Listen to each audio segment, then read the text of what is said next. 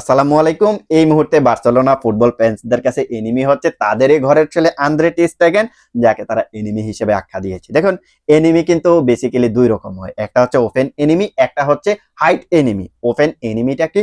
Open এনিমিটা হচ্ছে আপনি তাকে জন্ম থেকে জানেন সে আপনার শত্রু, আপনি প্রকাশ্যে তাকে শত্রু হিসেবে আখ্যা দিতে পারেন। যেমন আমি যদি এখন ক্লাবের কথা বলি, তাহলে রিয়াল মাদ্রিদের এনিমি হচ্ছে বার্সেলোনা, বার্সেলোনার এনিমি হচ্ছে রিয়াল মাদ্রিদ। এটা হচ্ছে ওপেন এনিমি। আমরা যদি এখন হাইট এনিমির কথা বলি, তাহলে এটা এমন একটা চরিত্র বহন করে যে সবসময় পিছনের থেকে আপনাকে ছুরি মারতে পছন্দ করবে, এবং কি আপনি এই জিনিসটাও দেখতে পারবেন যে পরবর্তীতে পিছন থেকে যে ছুরিটা মেরেছে সে যখন প্রকাশ্যে আসবে তখন আপনি দেখতে পারবেন যে সে তো আপনার পরিচিত। এমন হইতে পারে যে সে আপনার ঘরের ব্যক্তি। সো এমন ধরনের এনিমিকে কিন্তু হাইট এনিমি বলা হয়, যেগুলাকে ধরা কিন্তু খুবই কষ্টকর। সো এমন ধরনের একটা এনিমি হিসেবে আখ্যা কিন্তু দিয়েছে বার্সেলোনার ফুটবল ফ্যান্সরা তাদেরই ঘরের ছেলে আন্দ্রে টি স্টেগেনকে। এখন কথা হচ্ছে, কেন আন্দ্রে টি স্টেগেনকে এনিমি বানিয়ে দিল?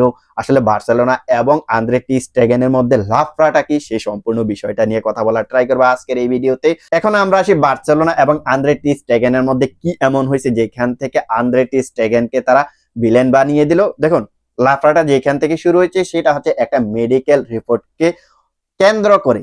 যে মেডিকেল রিপোর্টটা এক্স্যাক্টলি আন্দ্রে টি স্টেগেনের একটা সার্জারি হয়েছে, আপনারা সবাই জানেন, যেখানে তার একটা পিঠের সার্জারি হয়েছে। আর ওই মেডিকেল রিপোর্টটা কিন্তু তিনি বার্সেলোনার কাছে জমা দিয়েছিলেন, যদিও ডকুমেন্ট জমা দেয় নাই।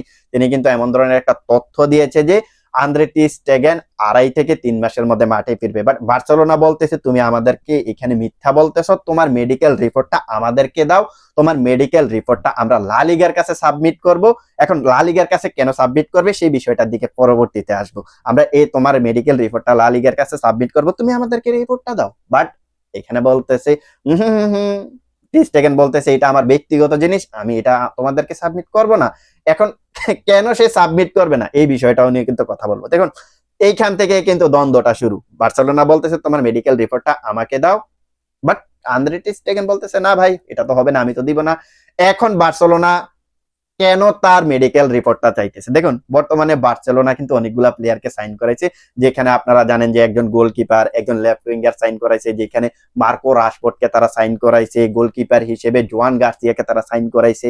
এখন এই দুইটা প্লেয়ারকে তো অবশ্যই তাদের সাইন করাতে হবে, মানে রেজিস্ট্রেশন করাতে হবে। সাইন তো করিয়ে ফেলছে, লা লিগাতে রেজিস্ট্রেশন করাইতে হবে। বাট লা লিগা বলতেছে তোমরা যদি এই দুইটা প্লেয়ারকে রেজিস্ট্রেশন করাইতে চাও, হয়তো তোমাদের স্যালারিটা আরো কমাইতে হবে, কিংবা তোমাদের কিছু প্লেয়ারকে সেল করে দিতে হবে। বাট বার্সেলোনা এই জায়গায় এমন একটা সিচুয়েশনে পড়ছে, তারা কোনো প্লেয়ারকে সেল করতে পারতেছে না, আবার এমন কোন প্লেয়ারকে তারা রেজিস্ট্রেশন থেকে বাদ দিতে পারতেছে না যে প্লেয়ার গুলার সাথে তারা অফিসিয়ালি কন্ট্রাক্ট করেছে। এখন তাদেরকে ওই দুইটা প্লেয়ারকে সাইন করাইতে হলে কিছু প্লেয়ারকে হয়তো আনলোড করতে হবে, কিংবা কিছু প্লেয়ারকে তাদের কন্ট্রাক্টটাকে টার্মিনেট করতে হবে, অথবা কিছু প্লেয়ারের রেজিস্ট্রেশনটা সাময়িকভাবে বাতিল করতে হবে। এখন আপনি যদি বার্সেলোনার দিকে তাকান, তাহলে কিন্তু দেখতে পারবেন যে তাদের স্কোয়াডে এমন কোনো প্লেয়ার নেই যে প্লেয়ার গুলাকে তারা সেল করে দিতে চাইবে, কিংবা হ্যান্ডসিপলিকে এই প্লেয়ার গুলাকে ছেড়ে দিতে চাইবে, এমন কোনো প্লেয়ার নাই।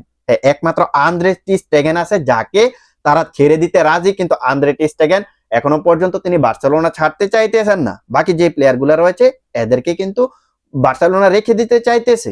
বাট ওই প্লেয়ার গুলাকে তারা যখন লা লিগাতে রেখে দিতে চায়, কিংবা তারা যখন ওই প্লেয়ার গুলাকে তাদের স্কোয়াডে রেখে দিতে চায়, তখন কিন্তু তাদের সমস্যা হইতেছে ওই দুইটা প্লেয়ার, একটা হচ্ছে মার্কো রাশফোর্ড এবং একটা প্লেয়ার হচ্ছে জন গার্সিয়া। এই দুইটা প্লেয়ারকে কিন্তু তারা রেজিস্ট্রেশন করাইতে পারতেছে না। এখন তারা যে জিনিসটা চাইতেছে সেটা হচ্ছে তাদের স্কোয়াডে কোন প্লেয়ারটা আছে ইনজুরি, যে প্লেয়ারটার কন্ট্রাক্টটা সাময়িকভাবে তারা স্থগিত করে দিবে। সো এমন প্লেয়ার খুঁজতে খুঁজতে তারা কিন্তু ওই প্লেয়ারটাকে ডিরেক্ট করলো, যে প্লেয়ারটার নাম হচ্ছে আন্দ্রে টি স্টেগেন, যে প্লেয়ারটা রিসেন্টলি তাদের যুক্তি মতে সম্ভবত 4 থেকে 5 মাস মাঠের বাইরে থাকবে। সো এই প্লেয়ারটার সঙ্গে এখন তারা চুক্তিটা সাময়িকভাবে স্থগিত করতে চাইতেছে, যার কারণে আন্দ্রে টি স্টেগেনের যে মেডিকেল রিপোর্টটা সেটা বার্সেলোনা সাবমিট করার জন্য তার কাছে অনুরোধ করেছিল। বাট টি স্টেগেন বলতেছে না ভাই, আমি এখানে সাবমিট করব না, কারণ এটা আমার ব্যক্তিগত জিনিস। আর লা লিগার রুলসে কিন্তু এমন ধরনের রুলসও আছে, যদি কোনো প্লেয়ার তার মেডিকেল রিপোর্টটা সাবমিট করতে না চায় তাহলে কিন্তু তাকে জোর করা যাবে না। সো আন্দ্রে টি স্টেগেন এটাই কিন্তু করতেছে। আন্দ্রে টি স্টেগেন বলতেছে এটা আমি লিগেলি করতেছি, আমি এখানে আমার মেডিকেল রিপোর্টটা সাবমিট করব না। কারণ সে যদি সাবমিট করে, যদি এটা প্রমাণ হয়ে যায় যে সে 4 থেকে 5 মাসের জন্য মাঠের বাইরে থাকবে, তাহলে লা লিগা কর্তৃক একটা নিয়ম আছে যে কোনো প্লেয়ারকে যে কোনো মুভমেন্টে ইনজুরি ইস্যু দেখিয়ে তার সাথে কন্ট্রাক্টটা সাময়িকভাবে স্থগিত করতে পারবে।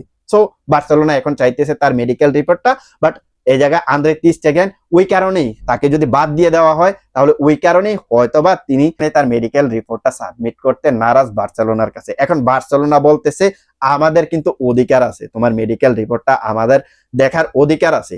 এখন কেন অধিকার আছে, বার্সেলোনা এইখানে কিন্তু একটা ইঙ্গিত দিয়েছে যে তিনি বলেছেন তার যখন চুক্তিপত্রে সই করা হয়েছিল তখন কিন্তু আমরা ওই জিনিসটাও উল্লেখ করে দিয়েছিলাম যে তিনি বার্সেলোনা যদি চায় যে কোনো মোমেন্টে তার মেডিকেল রিপোর্ট দেখতে পারবে, তিনি যদি কোনো সময় ইনজুরি পিক করে ওই ইনজুরির পিকের মেডিকেল রিপোর্টটা কিন্তু তারা দেখতে পারবে এবং সেই রিপোর্টটা তারা লা লিগার কাছেও সাবমিট করতে পারবে, এমন ধরনের একটা রুলসও নাকি তারা উল্লেখ করে দিয়েছিল, যার কারণে এখন তারা লা লিগার আদালতে যাইতেছে। এখন আন্দ্রে টি স্টেগেন বলতেছে না এমন ধরনের কোনো চুক্তি হয় নাই, বার্সেলোনা বলতেছে এমন ধরনের চুক্তি হয়েছে। সো এটা নিয়ে কিন্তু এখন লাফড়া হইতেছে, এই জিনিসটা কিন্তু এখন আদালতে পর্যন্ত যাইতেছে, যার কারণে আন্দ্রে টি স্টেগেনকে এখন বার্সেলোনার ফ্যানরা তাকে এনিমি বানিয়ে দিয়েছে। সো এখন কথা হচ্ছে বার্সেলোনা এবং আন্দ্রে টি স্টেগেনের মধ্যে যে ঝগড়াটা হইতেছে এখানে বার্সেলোনার কি লাভ এবং আন্দ্রে টি স্টেগেনের কি লাভ। প্রথমত আমরা বার্সেলোনার দিকে আসি। দেখুন বার্সেলোনা যদি এটা প্রমাণ করতে পারে যে এই প্লেয়ারটা 3 থেকে 4 মাসের কিংবা 5 মাসের জন্য মাঠের বাইরে চলে যাইতেছে, তাহলে তারা কি করতে পারবে, তাহলে তারা তাকে আনরেজিস্ট্রেশন করিয়ে 5 থেকে 6 মাসের জন্য আনরেজিস্ট্রেশন করিয়ে দিয়ে তারা এখানে আরো একটা প্লেয়ারকে ইনক্লুড করতে পারবে, যেটা হতে পারে তাদের গোলকিপার জন গাসিয়া কিংবা এখানে মার্কো রাশফোর্ড, যে কোনো একটা প্লেয়ারকে তারা ইনক্লুড করতে পারবে। এটা হচ্ছে বার্সেলোনার লাভ। আরেকটা লাভ হচ্ছে ওই প্লেয়ারটাকে যদি তারা আনরেজিস্ট্রেশন করতে পারে 4 মাসের জন্য, তাহলে তার যে বেতনটা রয়েছে বেতনের 80% কিন্তু লা লিগা থেকে তারা মওকুফ পাবে। অর্থাৎ এই প্লেয়ারটার বেতনের 80 ভাগ কিন্তু তাকে দিতে হবে না। এখন আপনি যদি তার স্যালারিটা হিসাব করেন তাহলে কিন্তু দেখতে পারবেন যে 6.5 মিলিয়ন স্যালারি। সো ওই 6.5 মিলিয়ন স্যালারি থেকে বার্সেলোনা 80% কেটে নিতে পারবে। এইখানেও কিন্তু একটা বার্সেলোনা লাভ আছে। এখন আন্দ্রে টি স্টেগেনের লাভটা কোথায়, সে যদি মেডিকেল রিপোর্টটা যদি সাবমিট না করে তাহলে যতদিন পর্যন্ত সে ইনজুরিতে থাকবে ততদিন পর্যন্ত সে না খেলেই বসে বসে স্যালারিটা পাবে বার্সেলোনার কাছে। ইভেন কি 2028 পর্যন্ত যেই কন্ট্রাক্টটা রয়েছে, 2028 পর্যন্ত যে কন্ট্রাক্টটা রয়েছে ওই কন্ট্রাক্ট অনুযায়ী সে তার সম্পূর্ণ স্যালারিটা পাবে। এখন আন্দ্রে টি স্টেগেন চাইতেছে যে তার সম্পূর্ণ স্যালারিটা নিতে, সে যে এই জিনিসটা চাইতেছে সেটা কিন্তু লিগ্যালি চাইতেছে। এখন আমরা জানি না আসলে বেসিক্যালি ওই জিনিসটা জানি না তাদের মধ্যে যে চুক্তিটা হয়েছে চুক্তিটার মধ্যে আসলে এই জায়গায় আন্দ্রে টি স্টেগেন সত্যি বলতেছে নাকি এই জায়গায় বার্সেলোনা সঠিক বলতেছে এটা কিন্তু আমরা এখনো জানি না। আদালতে গেলে কিন্তু সেই জিনিসটা প্রমাণ হবে। এখন আদালতে যেহেতু প্রমাণ হয় নাই সেহেতু এখনো পর্যন্ত আন্দ্রে টি স্টেগেন যে জিনিসটা চাইতেছে সেটা হচ্ছে একেবারে লিগ্যালি আমার কাছে যেটা আপাতত মনে হইতেছে। এখন আপনারা যারা বার্সেলোনার ফ্যান্স আছেন আপনাদের কাছে হয়তোবা জিনিসটা ভালো লাগবে না, কিন্তু সে লিগ্যালি কিন্তু এই জিনিসটা চাইতেছে।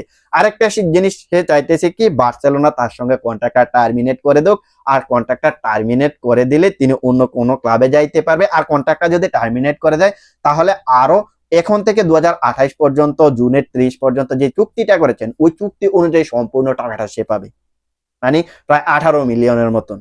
আরো তো 3 বছরের মতো রয়েছে চুক্তি। আপনি যদি 6.5 হিসেব করেন তাহলে আপনি 19.5 মিলিয়নের মতো সে একটা স্যালারি কিন্তু বার্সেলোনার কাছে পেয়ে যাবে যদি কন্ট্রাক্টটা টার্মিনেট হয়। আর বার্সেলোনা যদি তার সঙ্গে কন্ট্রাক্টটা টার্মিনেট না করে তাহলে তাকে বসিয়ে বসিয়ে বেতন দিতে হবে। মানে আপনি বুঝতে পারতেছেন সে কেমন ধরনের টিক্স খাটাইতেছে। দেখুন সে এখন কি চাইতেছে, সে ক্লাবটাও ছাড়বে না, সে বার্সেলোনার সঙ্গে বসে বসে ইনজুরিতে থেকে বসে বসে বেতনটা নিবে। আর যদি বার্সেলোনা এমন ধরনের অবস্থাতে যদি তার সঙ্গে তিক্ত হয় তার সঙ্গে কন্ট্রাক্টটা টার্মিনেট করে দেয় তাহলে সে সম্পূর্ণ বেতনটা নিয়ে অন্য কোনো ক্লাবে চলে যাবে। ওইখানে গিয়ে সে যে কোনো মুহূর্তে যে কোনো টিমের হয় ফার্স্ট চয়েস গোলকিপার হয়ে আসতে পারবেন ইনজুরি থেকে ব্যাক করলে। সে এটাই চিন্তা করতেছে। কিন্তু বার্সেলোনার এখন যে পরিস্থিতি, তারা এখন এই প্লেয়ারটাকে নিয়ে যে পরিস্থিতিতে আছে তারা তাকে সেলও করতে পারতেছে না। আর এখন তাকে সেল করলে কোনো ক্লাবও কিন্তু তেমন একটা নিবে না, কারণ সে এখন ইনজুরিতে আছে। সো ইনজুরি থেকে ব্যাক করলে হয়তোবা তাকে সেল করে দিতে পারবে। বাট এখনো পর্যন্ত বার্সেলোনার যেই মানে চিপার মধ্যে আটকে গেছে সেটা হচ্ছে কোনো প্লেয়ারকে তারা রেজিস্ট্রেশন করতে পারতেছে না। যদি সাময়িকভাবে এই প্লেয়ারটার কন্ট্রাক্টটা টার্মিনেট করতে পারতো তাহলে তারা যে কোনো একটা প্লেয়ারকে রেজিস্ট্রেশন করাইতে পারতো। সেটা হতে পারে প্লেয়ার, সেটা হতে পারে গোলকিপার, কিংবা সেটা হতে পারে মার্কো রাশফোর্ড, তিনি একজন লেফট উইঙ্গার। সো এখন তারা এই জিনিসটাই চাইতেছে যে এই প্লেয়ারটাকে হয়তোবা সেল করে দিতে কিংবা তার সঙ্গে যে কন্ট্রাক্টটা রয়েছে সেই কন্ট্রাক্টটা সাময়িকভাবে স্থগিত করে দিতে। সাময়িকভাবে স্থগিত করে দিলে তাদের দুইটা লাভ হইতেছে, তাদের ওই স্যালারির 80% বেঁচে যাইতেছে এবং আরো একটা প্লেয়ারকে তারা ইনক্লুড করতে পারতেছে। বাট টি স্টেগেন তো এটা করতে চাইতেছে না, যার কারণে বার্সেলোনা ফুটবল ফ্যান্সদের কাছে তারা কিন্তু এখন এনিমি হয়ে গেছে। দেখুন এমন ধরনের সিচুয়েশন কিন্তু আমরা গত সিজনেও দেখছি। গত সিজনে কি হয়েছে, গত সিজনে কিন্তু আমরা দেখছি যে আপনার ক্রিস্টিয়ানসন এবং রোনাল্ড আরাহো এই দুইটা প্লেয়ারের কন্ট্রাক্ট কিন্তু সাময়িকভাবে স্থগিত করে দেওয়া হয়েছিল। কেন স্থগিত করে দেওয়া হয়েছিল? এই দুইটা প্লেয়ার ইনজুরির কারণে অনেকদিন মাঠের বাইরে ছিল। ওই দুইটা প্লেয়ারের যখন কন্ট্রাক্টটা স্থগিত করে দেওয়া হয়েছিল তখন তাদের একটা নির্দিষ্ট একটা বেতন কিন্তু বার্সেলোনাকে দিতে হয় নাই, যার কারণে বার্সেলোনা এখানে লাভবান হয়েছে এবং আরো এই দুইটা প্লেয়ারের পরিবর্তে আরো দুইটা প্লেয়ারকে তারা অ্যাড করতে পারছে। সেটা হচ্ছে একটা হচ্ছে দানি অলমো, একটা হচ্ছে ইনিগো মার্টিনেস। তো দেখুন এইখান থেকে রোনাল্ড আরাউজো এবং ক্রিস্টিয়ানসন এই দুইটা প্লেয়ার যেহেতু ক্লাবকে ভালোবেসে তাদের কন্ট্রাক্টটা সাময়িকভাবে টার্মিনেট করেছিল, স্থগিত করেছিল, ওই দুইটা প্লেয়ার থেকে কিন্তু শিক্ষা নেওয়া উচিত ছিল ত্রি স্টেগেনের, যিনি কিনা দীর্ঘদিন ধরে এই ক্লাবটাতে ছিল। সো তিনি কিন্তু একটা সময় বার্সেলোনার ক্যাপ্টেন ছিলেন। তিনি যখন ইনজুরি থেকে ব্যাক করতেন তখনই কিন্তু সে বার্সেলোনার ক্যাপ্টেন হিসেবেই ব্যাক করতেন। সো একজন ক্যাপ্টেন হিসেবে এই ক্লাবটার উপর কিছু না কিছু তো ভালোবাসা দেখানোর প্রয়োজন ছিল, বাট সে কিন্তু এই কাজটা করে নাই, যার কারণে সে এখন বার্সেলোনার কাছে এবং বার্সেলোনার ফ্যানদের কাছে এনিমি হয়ে গেছে, যে এনিমি গোয়ারের ভিতরেই কিন্তু পয়দা হয়েছে। তো এটা হচ্ছে বার্সেলোনা এবং আন্দ্রে টের স্টেগেনের সর্বশেষ পরিস্থিতি।